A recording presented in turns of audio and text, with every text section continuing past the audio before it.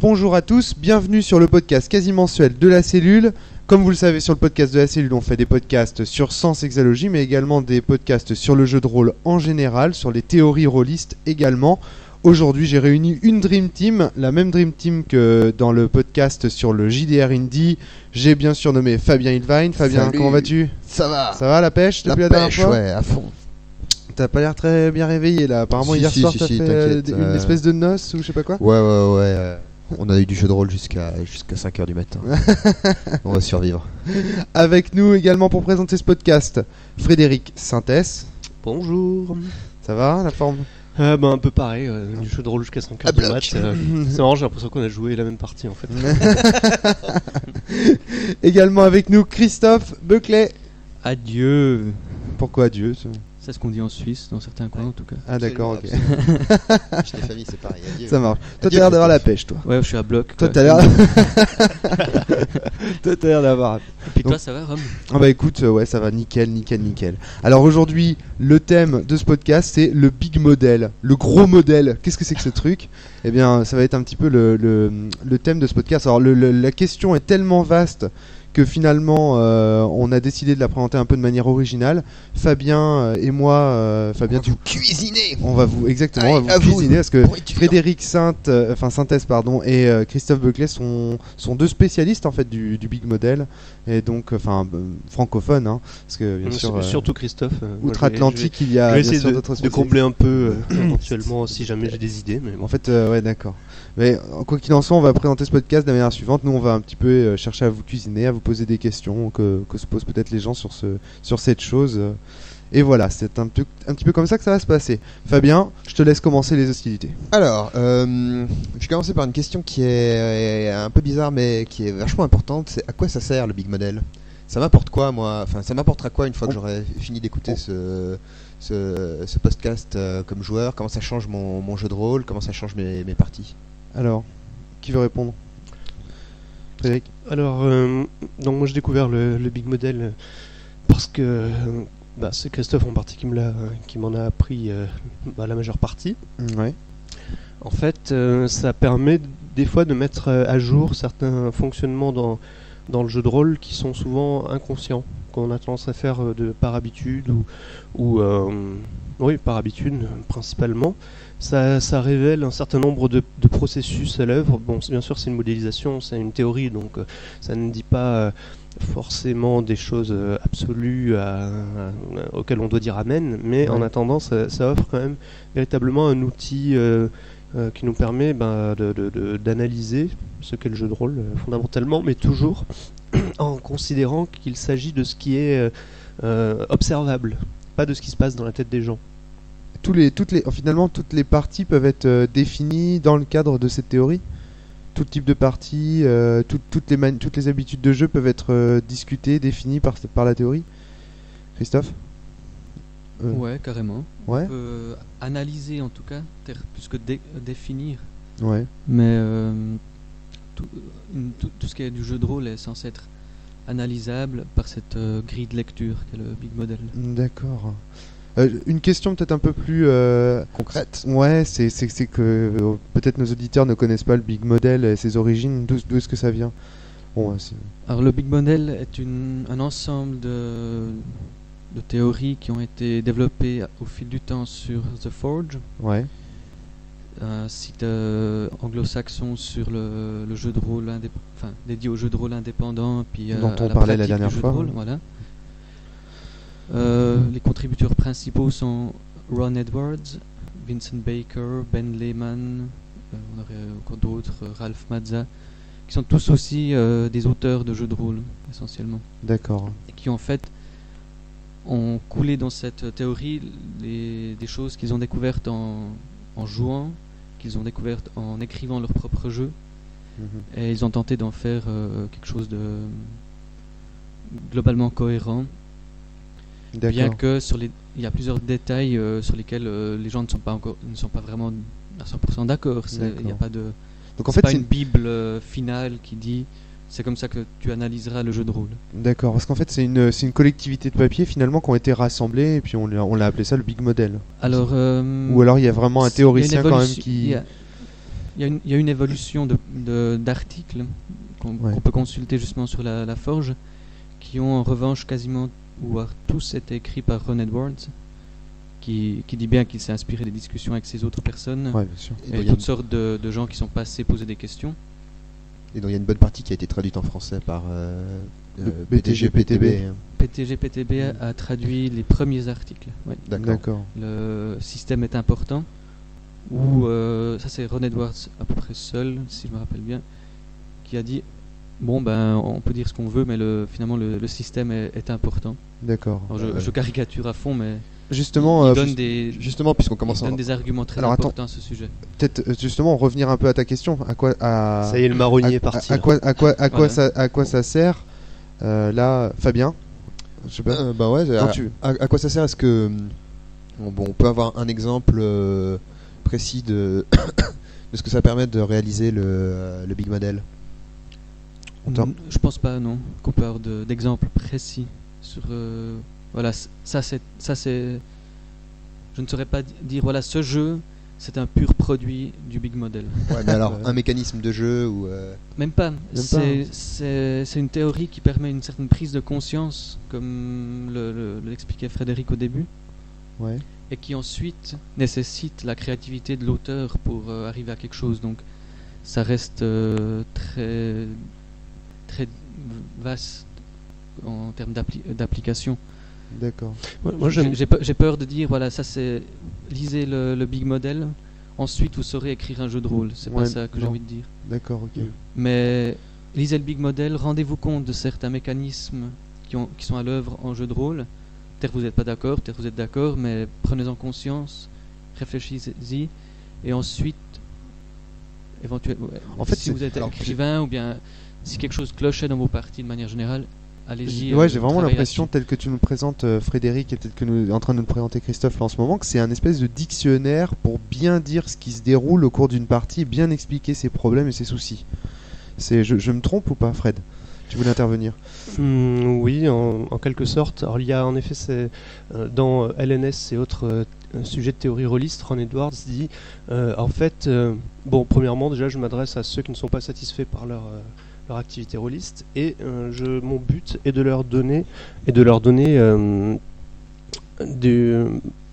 un certain nombre de concepts avec lesquels ils vont pouvoir finalement discuter de leurs attentes et pouvoir peut-être régler certains problèmes qu'ils vont rencontrer pendant leur partie. D'accord. Ouais, ça c'est vraiment un super projet. Fabien, tu avais une question à poser tout à l'heure à Christophe, je te voyais. Ouais, est-ce qu'on peut à ce moment-là enchaîner sur les processus parce que là on parle de processus dans l'abstrait, mais alors c'est quoi les processus dont parle le Big Model? Alors là, justement, c'est un petit peu le travers dans lequel on voulait pas tomber dans ce podcast, c'est pas faire de trucs trop spécialisés sur chaque, mais parlez-en un petit peu. Et puis... Je vais peut-être faire un rapide survol. Ouais.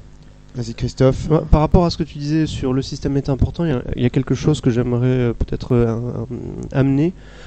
C'est Ben Lehman, il me semble, qui dit en fait, beaucoup de rôlistes disent voilà, les règles du jeu, on s'en fout, on peut les changer, on peut les remplacer. D'accord. D'une certaine manière, ce qu'il dit, c'est quand on joue au Monopoly, on s'amuse pas à faire ça. Donc, si on s'amuse à le faire et qu'on considère que le système ne sert à rien, en tout cas les règles, on va dire, ne servent à rien, c'est que sans doute ce sont de mauvaises règles qui sont présentées à la base.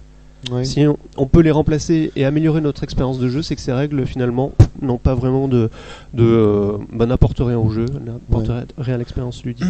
Donc le Big Model sert aussi peut-être, à un certain moment, à se dire quelles règles sont valables. D'accord. Pour jouer. Donc, ouais.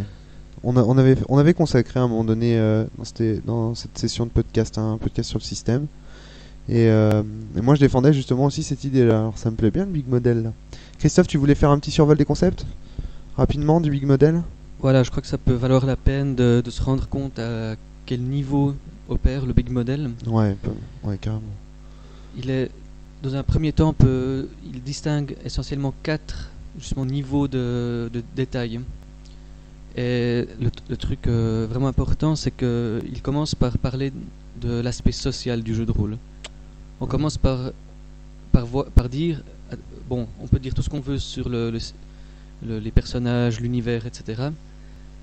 N'oublions pas, Et gardons vraiment à l'esprit que le jeu de rôle est une activité de groupe. Et ça constitue le premier niveau. À partir de là, quand il y a une volonté de jouer un jeu entre ces gens dans le groupe, on va entrer dans ce qu'on appelle le niveau de l'exploration.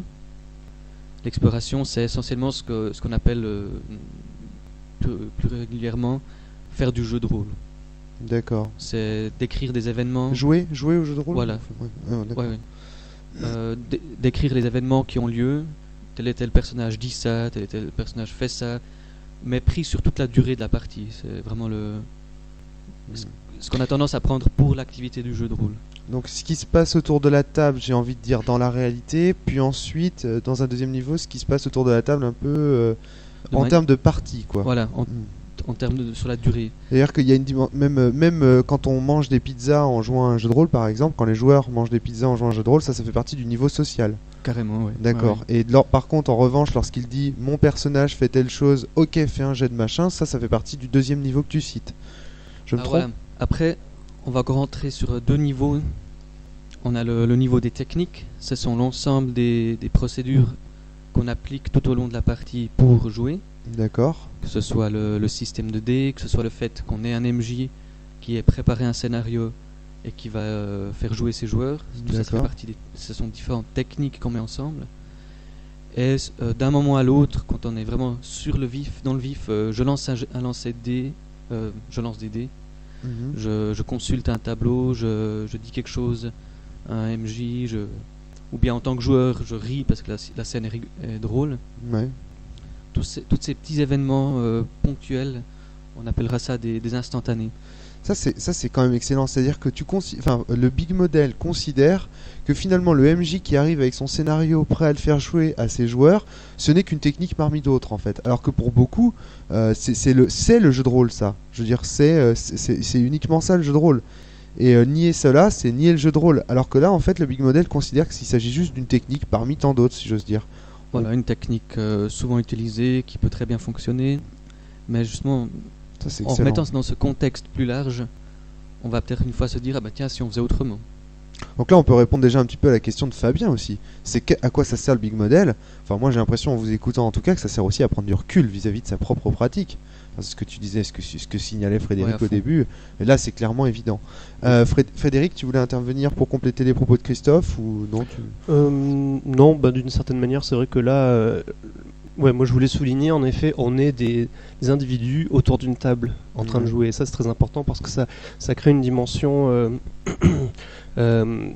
On va s'intéresser aux synergies entre les personnes présentes dans leur possibilité de faire des choix, de proposer des choses, la situation. On va voir que la situation, c'est quelque chose de central, bien entendu, dans le jeu de rôle, et surtout aussi que les pratiques étant dans ce qu'elles sont. Qu'est-ce que tu appelles la situation pour nos auditeurs? La situation, c'est quelque chose justement qui se situe au niveau social ou plutôt au niveau... Alors on va le voir après parce que ça fait partie des éléments de l'exploration. C'est quand un personnage rencontre l'univers, en fait. Ah d'accord, ok. Parce que la situation, ça aurait pu être aussi 4 joueurs qui se rassemblent pour jouer à un jeu. Enfin, tu vois ce que je veux dire? Alors là c'est le contrat social, 4 joueurs qui se réunissent pour jouer à un jeu. Ce qui est important, c'est finalement qu'on se rend compte parfois que il y en a qui sont pas là pour jouer, qui sont là pour passer un bon moment, mais ils pourraient faire une partie de poker ou boire une bière en discutant de leur journée de travail.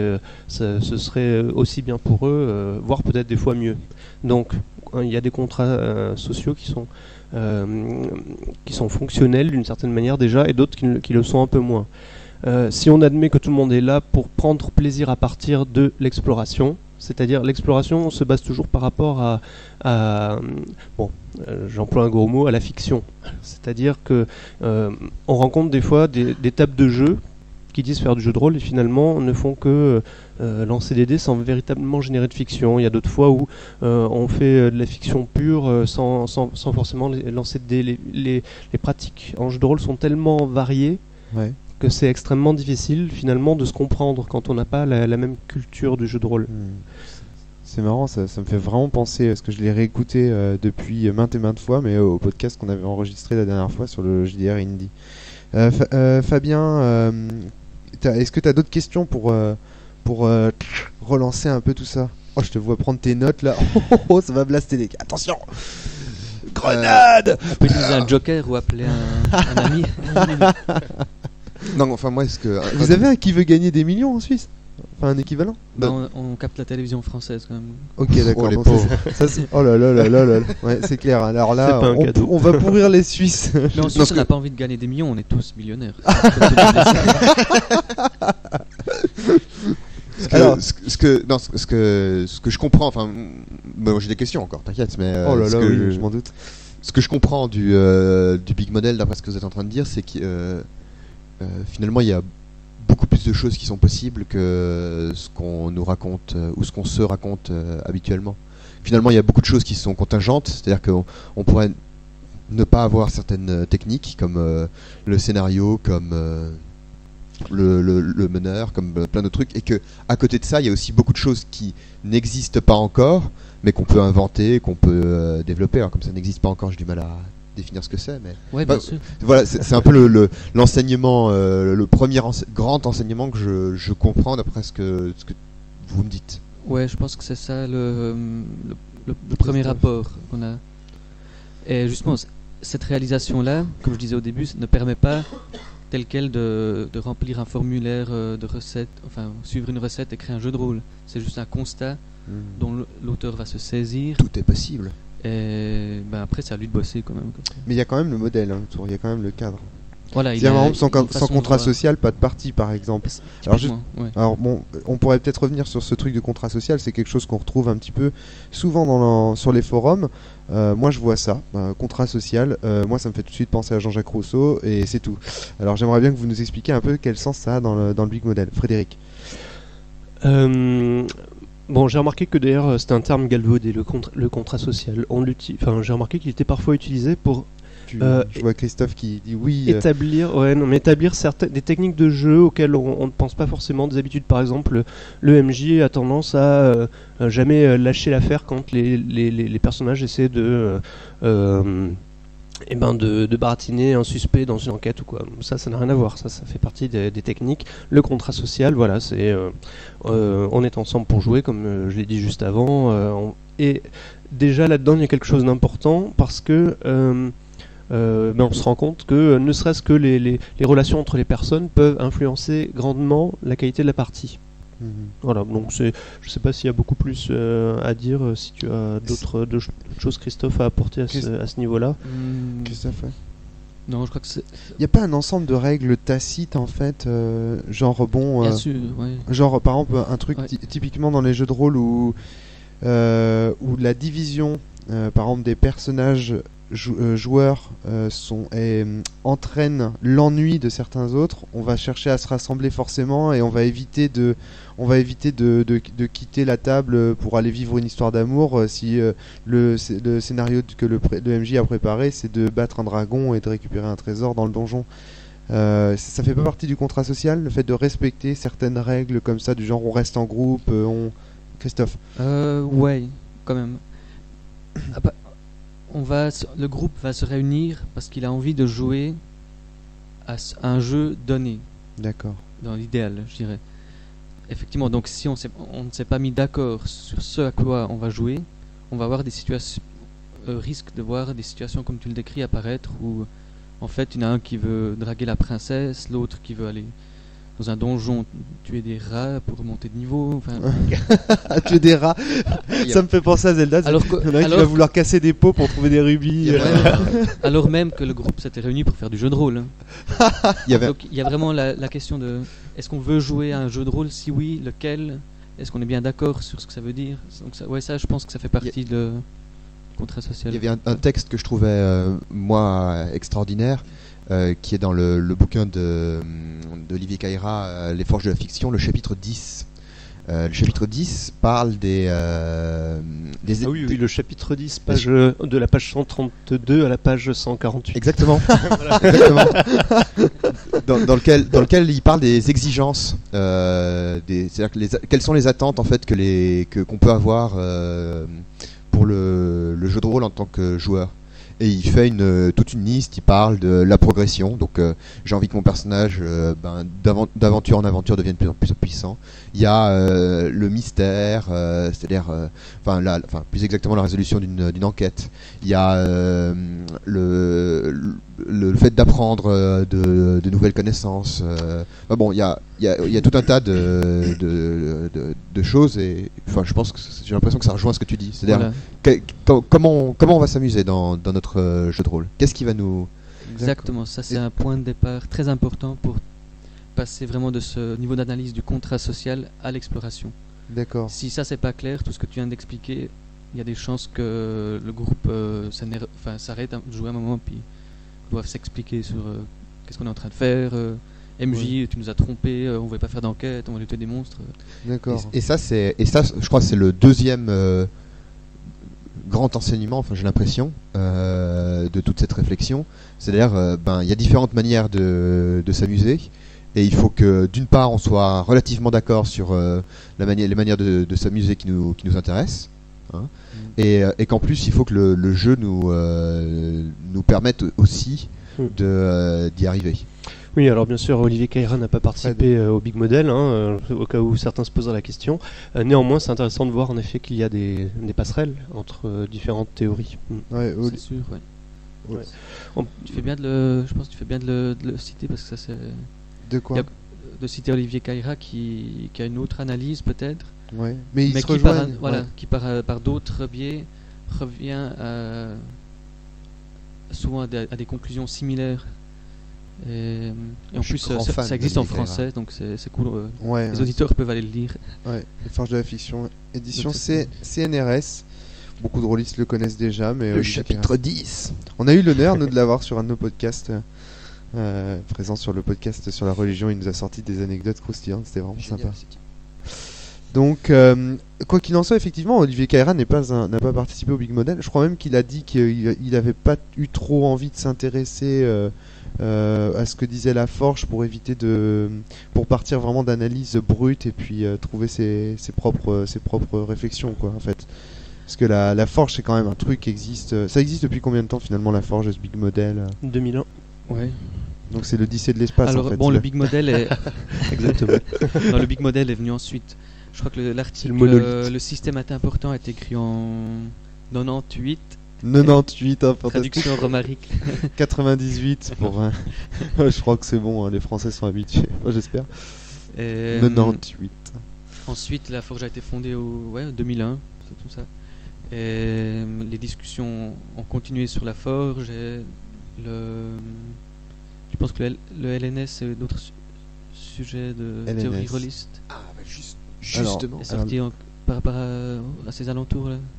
Je ne me rappelle plus la date, mais... Ouais. Devrait-il que le Big Model est une théorie plus avancée? D'accord. Attention à ton micro, est-ce que tu es en train de commencer? Tu es en train de t'exciter. Tu es en train de te fâcher là. Il y a l'exploration qui est tout de même... moi déjà voilà, ça me paraît être le cœur, mais si tu as une question à poser, Fabien, tu avais quelque chose à... Justement, t'as l'air d'avoir été saisi là. Moi, la question dynamite que j'avais envie de poser, c'est quoi le LNS? Alors le LNS, le LNS, il y a un autre podcast. Vite, un autre podcast. Trop de Street Fighter. Non mais allez, il faut en parler. Ça fait partie du. Le LNS. Est-ce que c'est finalement, est-ce qu'il faut pas parler d'abord d'exploration avant de parler de LNS? Je sais pas ce que tu en penses, par étape. Il faut savoir que Christophe, quand même, a son PC ouvert avec la Forge. Il est sur le forum de la Forge tandis qu'on discute, quoi. C'est vraiment le fanboy. Voilà, c'est pour vérifier les dates. Ouais. Non, mais histoire qu'on soit sérieux et qu'on raconte des choses vraies, parce qu'on a des auditeurs là, parfois exigeants quand même, et qui ont raison de l'être. Alors, je me demandais effectivement si ça valait la peine de commencer tout de suite par le GNS dans l'exploration plus précisément, ou si on n'est pas un peu se perdre dans un catalogue de qu'est-ce que c'est l'exploration, qu'est-ce qu'il y a dedans, alors que justement Fabien a bien amené la discussion sur quelles sont les attentes au niveau du contrat social et comment ça nous permet de plonger dans le contrat social, parce que finalement c'est le LNS, qui est un acronyme pour ludisme, narrativisme, simulationnisme. Voilà, c'est ça. Et en fait, le vieux terme qui a été supplanté dans le Big Model par le concept de démarche créative. D'accord. Qui est justement cette volonté de jouer d'une certaine manière, de s'amuser d'une certaine manière, qui prend naissance dans le contrat social et qui entre à travers l'exploration, passe à travers les techniques, jusqu'à l'instantané, à chaque moment de la partie. C'est une espèce d'analyse qui traverse ces 4 niveaux, en fait. D'accord. Alors comment on s'amuse quand on est ludiste, par exemple? Alors, je sais pas si Alors, je pose la question parce que les 3 termes sont très très utilisés et très souvent là aussi galvaudés complètement à tort. J'ai peur que si on commence directement par dire qu'est-ce que c'est le ludisme, on perd la notion de... Attention, ton Christophe micro, j'allais dire. Ton micro Christophe. C'est le terme, le micro qui tient Christophe. J'espère donc, si on entre tout de suite dans la définition de ce qu'est le ludisme, on a peut-être oublié de préciser de quoi on parle à la base. Oui. Okay. Alors de quoi on parle? On parle donc de démarche créative. Ouais. Quelque chose qui peut avoir lieu dans n'importe quel jeu de rôle, peu importe le jeu auquel on joue. C'est quelque chose qui va analyser la dynamique entre les joueurs. La dynamique par rapport à ce qui est créé dans l'exploration. On est au niveau social là. Jeu de rôle. C'est une analyse transversale dans le sens où effectivement, ce sont les joueurs, donc niveau social, qui vont avoir une certaine dynamique entre eux par rapport à ce qu'ils créent en faisant du jeu de rôle. D'accord. Ce serait sympa de donner un exemple pour nos auditeurs quand même. Ça, c'est très théorique là. C'est très théorique et c'est un peu casse-gueule de donner des exemples.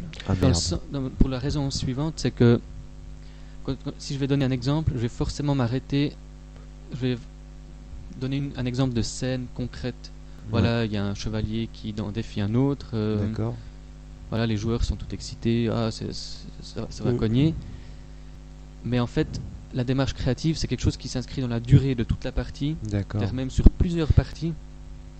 Et donc, regarder ce qui se passe pendant une scène, c'est un peu comme essayer d'identifier un organisme, comme un animal entier, à partir de la cellule de sa peau.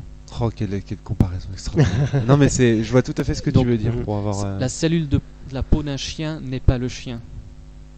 D'accord. C'est-à-dire qu'en fait, ce que tu es en train de nous expliquer là, c'est que finalement, c'est l'ensemble d'une partie qui s'inscrit soit dans une démarche créative narrativiste, soit dans une démarche créative ludiste, soit dans une démarche créative simulationniste. C'est ça? Donc ça veut dire qu'on peut pas, si on étudie, il n'y a pas de moment narrativiste, il n'y a pas de moment simulationniste, il n'y a pas de moment ludique, il n'y a que des parties. Voilà. Par exemple, Christophe qui me reprend. Ouais, ludiste. Ludiste. Pas ludique. D'accord. Ludique est un adjectif du vocabulaire courant qui s'applique à toute l'activité rôliste qui est ludique. D'accord. Le ludiste, tout ce qui est le jeu. Par définition. D'accord. Fred, continuer. Oui, en effet. Par exemple, je te dis. Là, je suis un chevalier, je brandis mon épée, j'en appelle aux forces de ma religion, etc. Et je trucide, j'essaie de trucider un troll.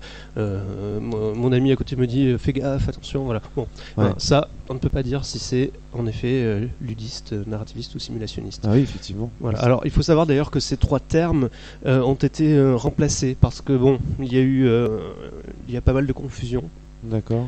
Et donc aujourd'hui, plutôt que de parler de narrativisme, on va parler de l'histoire maintenant. En fait, le principe, c'est qu'on crée ensemble et on a les mêmes attentes. Ces attentes, c'est finalement de vivre une histoire vraiment et de pouvoir créer de manière collective et collaborative.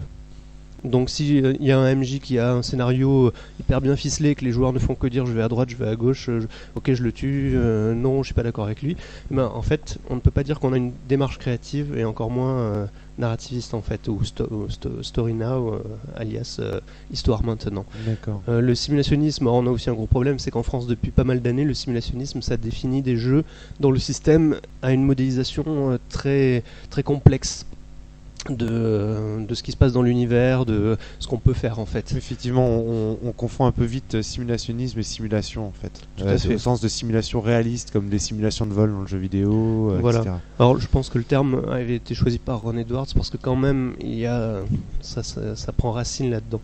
Mais on peut faire, on peut avoir des parties d'une démarche créative simulationniste qui en réalité n'ont rien à voir avec un système de règles extrêmement complexe. Ça peut être très simple et on est basé sur ce qu'on appelle le déni constructif. Ok. Voilà, c'est-à-dire Non, ok. Non, juste moi je voulais proposer à Frédéric d'écrire ce que c'était vraiment plutôt Oui. que ce que ce n'était pas. D'accord, ok. oui, c'est vrai. Donc le déni constructif, donc ce qu'on appelait avant le simulationnisme, il s'agit de choisir un canon esthétique pour la fiction. Star Wars par exemple, on va jouer Voilà, dans Star Wars. exactement. C'est un canon, tout le monde sait ce que c'est que Star Wars, tout le monde a Exactement. l'idée de ce que doit être une fiction créée à base de Star Wars. Oui. Et ce qui va être prédominant pour les joueurs, ça va être véritablement Respecter, de respecter ce canon et voir de pas faire de choses incohérentes vis-à-vis du canon. Voilà, c'est ça. oui, on peut dire ça. De pas C'est- d'un coup dans Star Wars créer un personnage qui est habillé en Son Kukai ou alors un chevalier du Zodiac quoi. Ouais, Ouais, ou une mais- tortue ninja. Bien plus spécifiquement lié à Star Wars, commencer à dire que le côté obscur, finalement, il n'est pas si obscur que ça. C'est en fait, toutes ces conneries, c'est manichéiste quand même. En fait, on peut dépasser ça.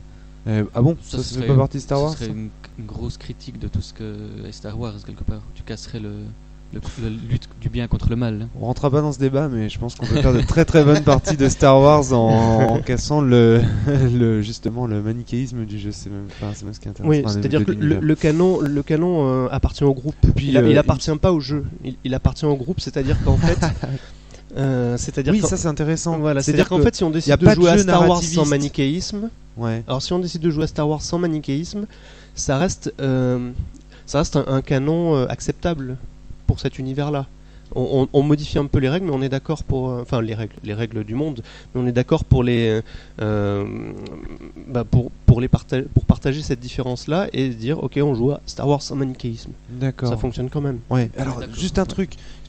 Tu t'es passé un peu rapidement dessus, mais je voudrais quand même le signaler parce qu'on voit ça très souvent sur les forums. Tu as dit il n'y a pas de jeu en fait narrativiste, il n'y a Non. pas de jeu simulationniste, Non, il n'y a non. pas de jeu ludiste. Il s'agit d'une démarche de groupe. Donc, Donc, donc le il y jeu a- ne peut faire que Encourager. encourager, exactement. Voilà, j'ai Voilà. bien compris. Ouais, je suis content. Je Médaille pas pour, si pour Marie. je suis pas si neuneux que ça. Médaille. Une médaille, comme dans 3.16, tu sais. Mm. Nombre de morts, nombre de. Je peux même donner un exemple à ce sujet.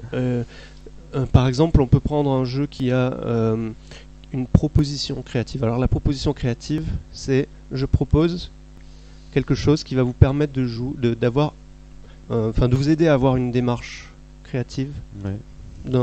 Par exemple de type l'histoire maintenant. Donc admettons nous avons un jeu où nous jouons des vampires. Ça c'est l'exemple. C'est classique. Nous jouons des vampires, donc il y a 1000 manières de jouer une histoire de vampire ensemble dans une partie de jeu de rôle. Mais admettons que le point de focalisation, ça c'est important. C'est toujours une question de prédominance. Le point de focalisation, ça va être de se demander qu'est-ce qui est moral ou immoral dans le fait de jouer des vampires. D'accord. Ça c'est une démarche créative narrativiste. C'est-à-dire Voilà. que si on encourage le fait que les joueurs se posent des questions sur la moralité de ces actes, Oui. on encourage une proposition créative narrativiste. Il suffit pas de leur faire se poser des questions, il faut qu'ils puissent y répondre Ah oui. tel que eux le conçoivent à travers leur personnage. D'accord. Donc non Parce que seulement on si leur fait le MJ ou même le livre de base, on les engage en fait dans un questionnement moral, vraiment. voilà, et on leur donne les moyens d'y répondre. Ouais, c'est excellent. Parce que si la réponse est déjà fixée à l'avance, par Ah. exemple que révélation finale, Ouais. en fait les vampires, c'est juste une manière de mettre en évidence le bien, donc il faut qu'il soit là. Bon, fin de la discussion. Bon, Ça c'est ouais. Là, c'est- toute tentative de réponse du joueur est quand même passablement diminuée, quoi. Oui. Ok. Et donc ça, ce serait... On a un petit peu fini avec le narrativisme. Bon, là on. Yeah. Mais tu dis story now, c'est-à-dire que dans le narrativisme, enfin dans une proposition créative narrativiste, ce qui va vraiment intéresser les joueurs, c'est comment l'histoire va évoluer en fait. Je dirais même plus précisément, on s'intéresse aux conséquences des actes.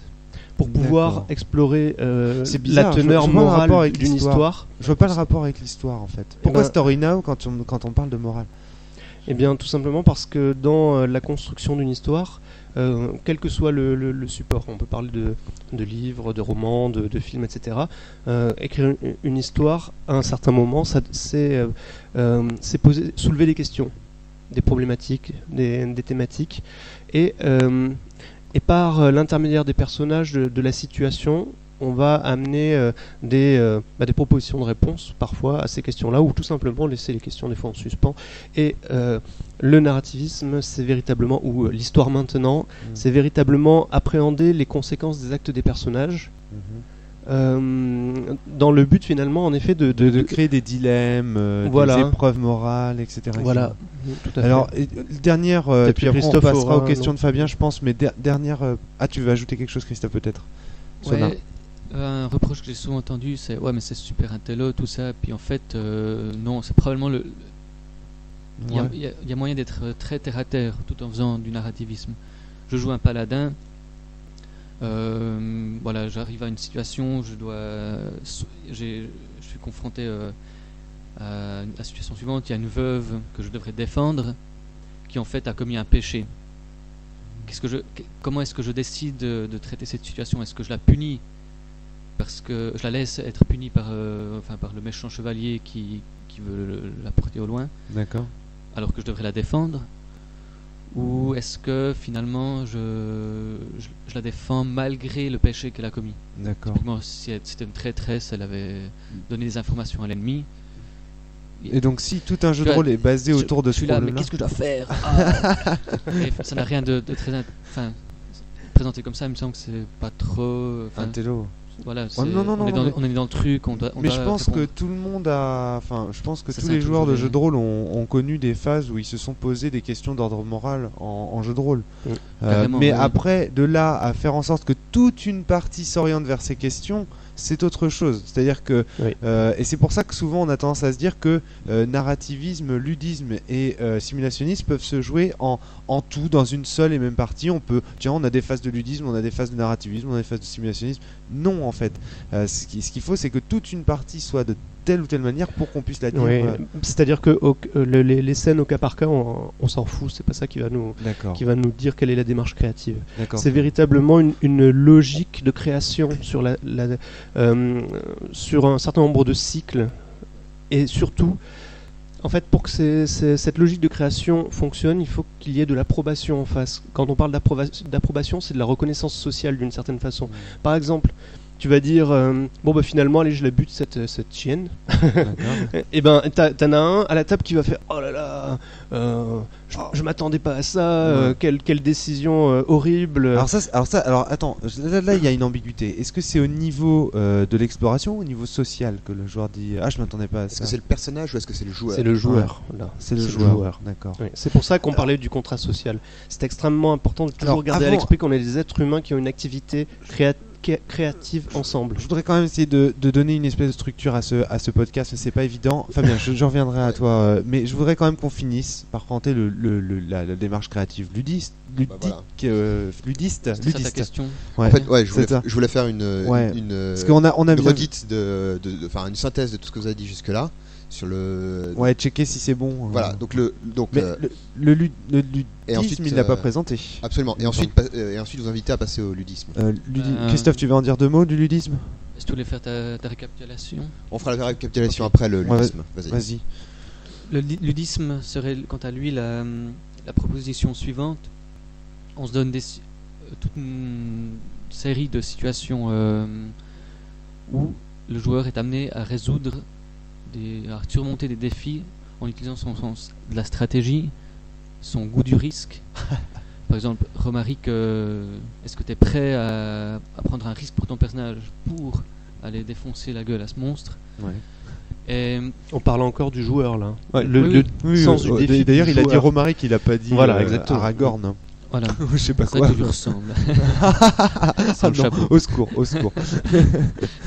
Et, donc, au fil des situations où on est amené à se surpasser, à mettre en avant son sens tactique, stratégique, sa finesse d'esprit quelque part, c'est vraiment le joueur qui, comme dans un...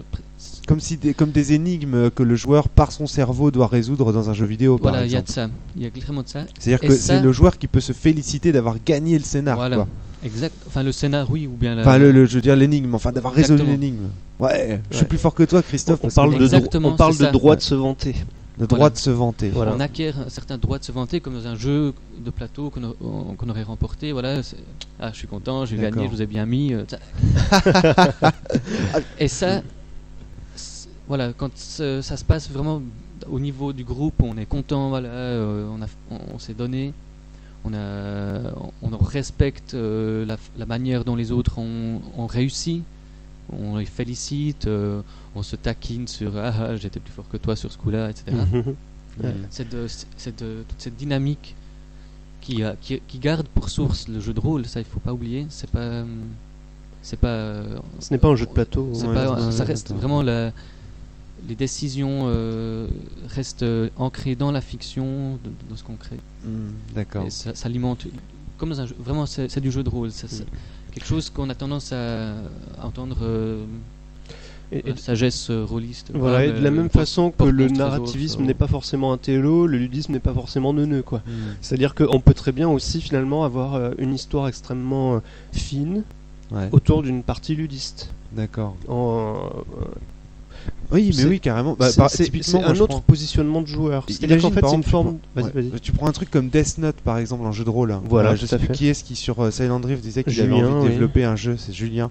Moi franchement je verrais un jeu Death Note ludiste dans la mesure où faut essayer de créer les plus grands calculs. D'être plus C'est- malin que les alors autres. là, ouais. c'est pas un jeu pizza bière Bah non. débile, on va lancer des dés, taper du Voilà, PMT ou quoi que ce On n'a soit. pas forcément besoin de figurines. C'est c'est un jeu où il y a du calcul, où on peut se vanter d'avoir réussi à niquer le policier qui nous court après avec sa Death Note, Voilà. sans pour autant être dans un jeu foncièrement je lance les dés, j'avance, je gagne 20 000 Je tue francs. des monstres, je tue des monstres, je tue Ouais, des je monstres. tue des monstres voilà, ou des trucs non, comme ça. Ça peut être.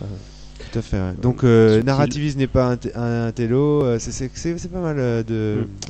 Et autre chose importante, bien entendu, ce ne sont pas des étiquettes. Oui, très Ce important. ne sont pas des Ouais. étiquettes pour qualifier des gens ou des jeux. Des gens, ni des jeux. Ni Il des gens, y a ni pas des quand jeux. même des gens qui ont envie de jouer. Alors en fait, ce qu'on remarque, c'est que Il me parfois. semble que dans le comment ça s'appelle, dans le podcast de Nocker sur les problèmes du GNS, il me semble qu'il dit ça à un moment donné. Alors, ouais, chose importante, c'est que on peut accepter certaines. Alors oui, parce qu'on parle de démarche créative. Quand on parle de narrativisme ou de l'histoire maintenant, c'est une espèce de grand ensemble dans laquelle il y a une multitude de démarches créatives possibles. La démarche créative, c'est la manière dont le groupe va appréhender la partie de jeu de rôle et va construire de la fiction. Et donc avoir une approbation de ce qui est créé. Ouais, il y a toujours cette phase de jugement qui est très importante. Mais un joueur peut aimer une démarche créative simulationniste et ne pas en aimer une autre, simulationniste également. D'accord. Et jusqu'à preuve du contraire, on n'a jamais vu de personnes incapables d'appréhender toutes les démarches créatives d'un mode GNS. C'est-à-dire il y a forcément la possibilité de faire une partie narrativiste qui va plaire à chacun. C'est D'accord. tout à fait possible. Alors, Christophe. Ouais, attention avec ce mythe de plaire à chacun quand même. parce Non, oui, c'est mal dit, je suis d'accord. Mais... ce que je pense qui est vrai, c'est que tout le monde a en soi les capacités d'apprécier, enfin de comprendre qu'est-ce que ça veut dire de jouer dans chacune des trois grandes familles de démarches créatives. Maintenant, c'est tout à fait envisageable que quelqu'un n'apprécient pas jouer d'une certaine manière. Mhm. C'est tout à fait possible que des gens n'aiment pas, systématiquement n'aiment pas, comprennent la démarche ludiste par exemple, Ouais.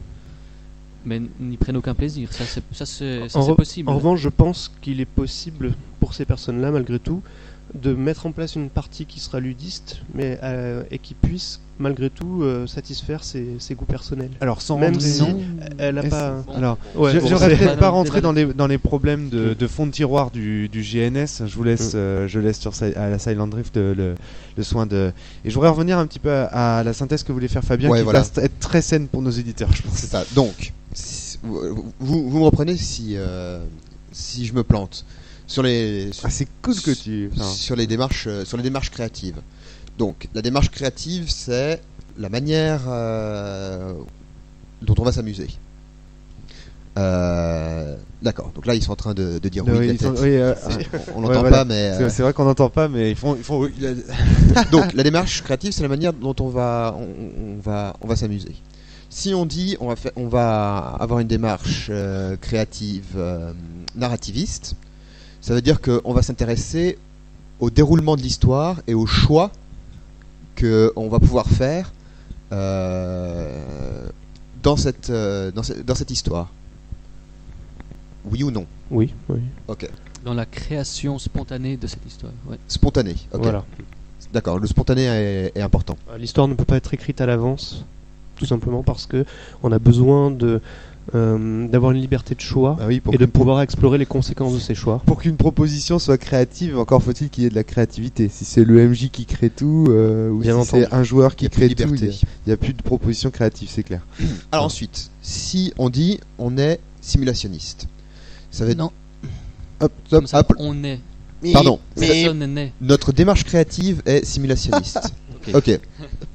Notre démarche créative est simulationniste, ça veut dire on va essayer de rendre au mieux un certain univers et un certain comportement de personnages dans cet univers. Donc on peut dire on va, je sais pas, jouer des chevaliers en l'an 1000 et puis on va essayer de se rapprocher d'expérimenter au mieux, de vivre au mieux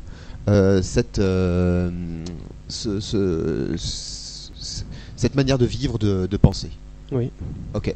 Toujours acquiescement de la tête. Et enfin, si on dit on va avoir une démarche créative ludiste, ça veut dire que ce qui va nous intéresser, c'est de résoudre des énigmes et Non, pas forcément. J'aimerais de prendre des bonnes décisions, bonnes au sens de stratégiquement les mieux adaptées et dont on a le droit de se féliciter par la suite. d'accord. C'est compliqué, mais. Et donc il y a une pour être bien dimension clair. dans le ludisme, il y a une dimension de concurrence entre les. Ouais, t'as joueurs. gagné quoi. Oui, mais ce n'est pas exclusif au ludisme, la compétition, tout ce qui est concurrence, compétition. D'accord. Mais, T'as une oui. Mais compétition les pour plus fortes l'histoire dans aussi dans le le- narrativisme. Et puis dans le ludisme, il peut s'agir de concurrence entre les joueurs, de concurrence de tous les joueurs contre le MJ, contre le scénario, contre les énigmes préparées, etc. Ok. Ce n'est pas forcément je suis contre mes potes qui sont joueurs aussi à la même table que moi. Ça marche. Bah, Alors voilà, donc ça va? Tu Ouais, penses ouais. avoir bien compris le truc? Ça, c'est beaucoup plus clair pour moi. Ok. Le big model, est-ce que ça s'arrête? Christophe, tu voulais ajouter quelque chose peut-être avant de repartir? Ouais, juste rappeler qu'en fait, dans chacune de ces trois grandes familles, il y a beaucoup de déclinaisons, d'adaptations possibles, D'accord. et que Ouais. Il y a une chose aussi, c'est qu'on on part à un niveau très global. Là. ouais, on peut se demander aussi pourquoi on fait cette distinction, c'est absurde. Moi, dans mes parties, je fais un petit peu des trois, je mélange, etc. C'est une question de logique en réalité. Le jeu de rôle est une activité qui a un côté social, un côté fictionnel, un côté ludique. Ça ne veut pas dire forcément que si je fais du ludisme, j'enlève les deux autres. C'est complètement absurde. En réalité, c'est simplement une focalisation sur un élément j'ai besoin d'un coup de main là. Sur un positionnement, une logique de création, voilà, D'accord. comme on l'a dit déjà tout à l'heure. Et finalement, Non, on vient à ce la qu'on question va- à quoi ça sert. voilà, ce dont on va se rendre compte, c'est que certains joueurs Si jamais on n'a pas véritablement de logique globale, il peut arriver que certains joueurs prennent des décisions qui vont contrarier les décisions d'autres joueurs. Donc par exemple, venez, il faut absolument qu'on tue le boss. On va essayer de. Il y en a un qui va dire, je vais essayer de faire au mieux pour relever ce défi-là. Si à côté il y a l'autre qui dit, oh non, oh mon Dieu. Oh mais c'est mon père. C'est mon père. Tu te rends pas compte. Je ne peux pas faire ça. C'est un acte immoral, etc. Il risque d'y avoir une véritable contrariété en fait entre ces deux créations, ces deux propositions dans une même partie. On a d'une part l'un qui est ludiste et l'autre qui est... Et non, parce qu'il n'y a de démarche créative que si tout le monde est d'accord. Si les gens n'arrivent pas à s'harmoniser, il n'y a pas de démarche créative. D'accord.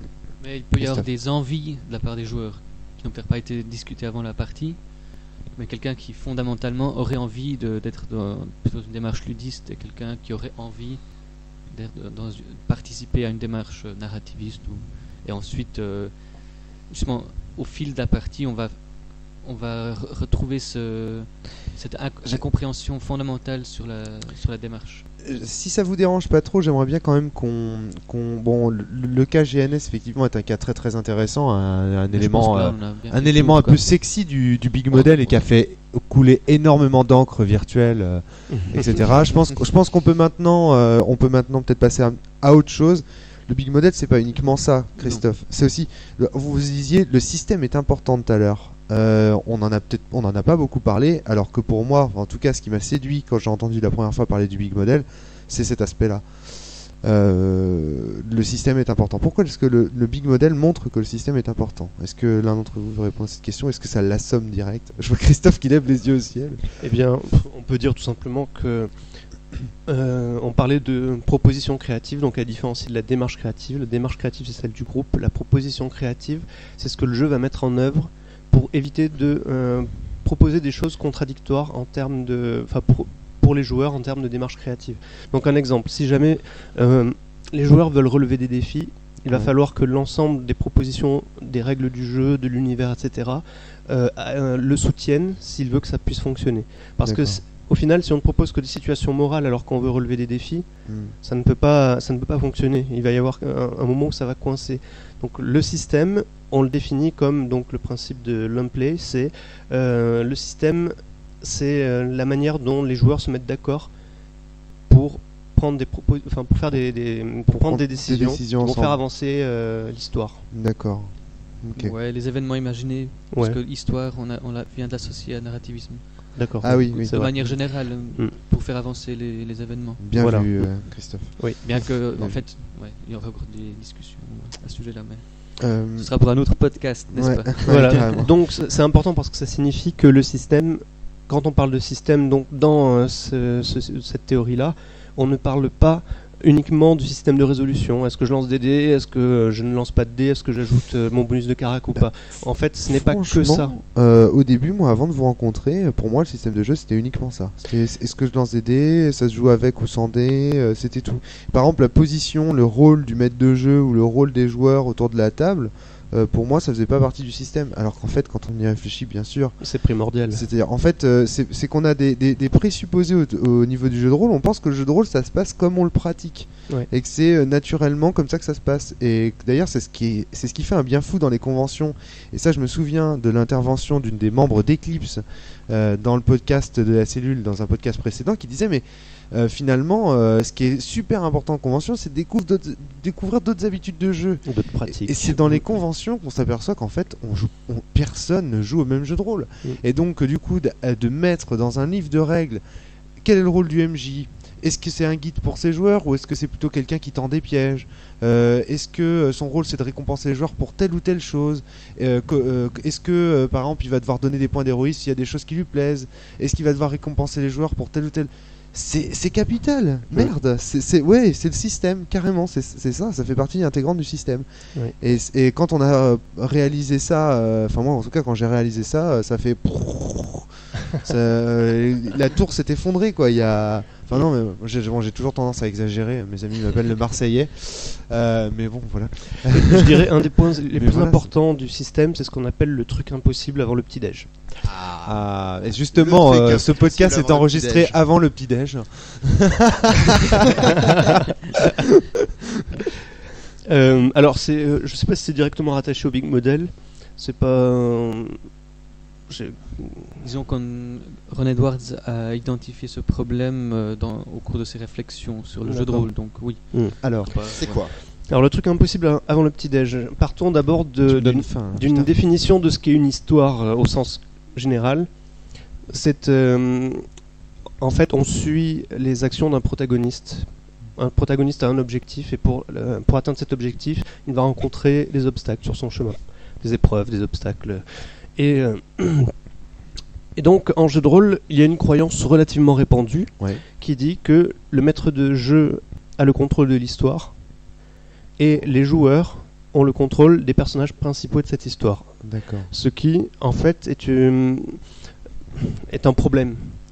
Parce que voilà, Christophe qui Paradoxe. C'est frappe un ses paradoxe. poings l'un contre l'autre. c'est un paradoxe puisque la définition d'une histoire, c'est que l'histoire se construit en fonction des actes des personnages principaux. Donc si le MJ a déjà prévu les actes que vous devez jouer, eh bien en fait, en quoi est-ce que vous avez le contrôle finalement sur vos personnages qui sont censés être le moteur de l'histoire? C'est dingue, donc en fait le truc impossible avant le petit-déj, c'est juste toutes les Enfin, moi souvent quand je lis sur des forums ou des questions que se posent les rôlistes, tout tourne très souvent ça tourne autour de ce rapport entre la liberté des joueurs confrontés au déterminisme du MJ.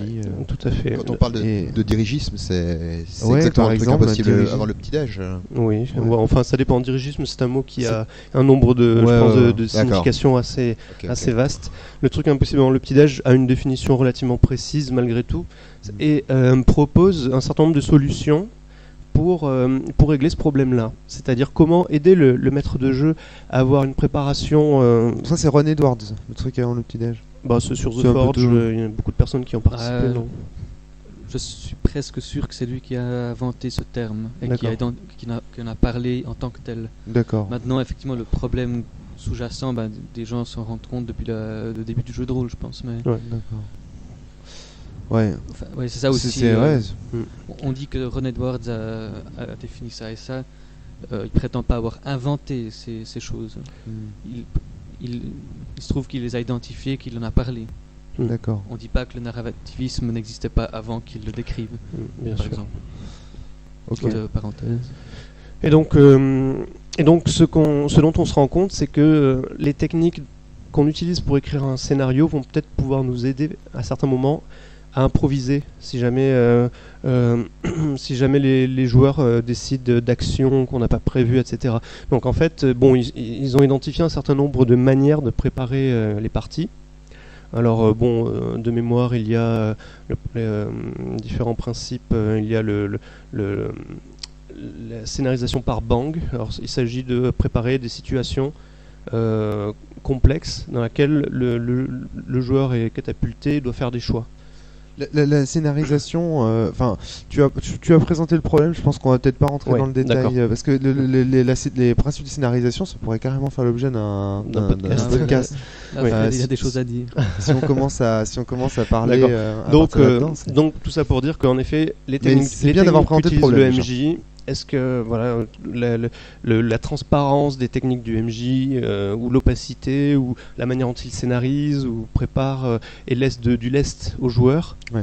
tout ça, c'est d'une importance capitale pour le déroulement de la partie. D'accord. Ok. Fabien, est-ce que tu as d'autres questions à poser à nos spécialistes ou est-ce que tu es rassasié? Je te vois repu là. Ouais, là je suis en train de digérer. Alors, je pense qu'on peut s'arrêter là. Christophe, est-ce que tu voulais signaler d'autres choses sur le Big Model, des choses qui te tenaient à cœur, dont tu aurais voulu parler éventuellement sur l'exploration? Dit Frédéric. Ouais, Frédéric, non, toi, je pense sais que qu'on peut plus t'arrêter dès qu'on te parle. je sais pas si- J'ai vu des conversations jusqu'à 7h30 du effectivement, matin. là, je pense qu'on a fait un bon tour Des problématiques, des grands sujets. de grands sujets. On Ouais. pourrait effectivement entrer dans le détail de l'exploration. On pourrait entrer dans le détail de différentes techniques qui sont plus ou moins réparties sur comment est-ce qu'un joueur prend ses décisions en cours de partie. Est-ce qu'il se Bon, ce qui va rester. eh ben, c'est possible, mais je propose de diviser voilà. ce podcast en 2 parties à ce moment-là. On s'arrête ici et puis on publiera une autre partie la prochaine fois.